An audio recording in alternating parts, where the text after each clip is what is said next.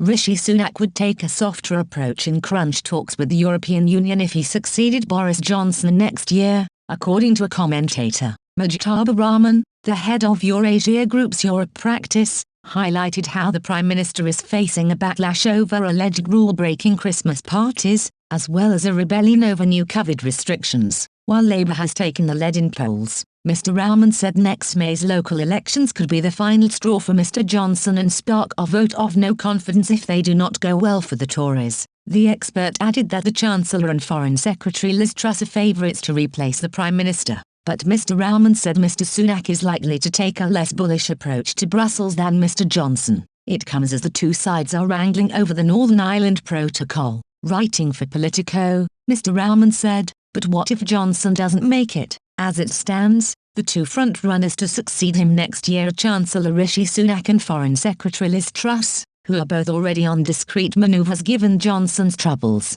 although Sunak probably wouldn't want to risk alienating Tory members by advertising it in advance. As Prime Minister, he would likely adopt a more pragmatic approach to EU relations than Johnson or Truss. His approach would be driven by economic realities rather than ideology, and he would be more likely than Truss to actually move on from Brexit and eventually reset relations with the EU. Truss, however, would likely stick to Johnson's hardball approach. Her first major speech as Foreign Secretary last week included only a passing reference to the EU. Mr Rahman's comments come as talks are continuing between Britain and the EU over the Brexit arrangements for Northern Ireland. The protocols agreed as part of the withdrawal agreement in order to avoid a hard border in Ireland after the UK left the EU. Both sides are trying to reach an agreement that would reduce customs paperwork and the number of checks required on goods moving from Great Britain to Northern Ireland, with the EU making a number of concessions to ease trade frictions. But a dispute around the role of the European Court of Justice continues to be a major stumbling block.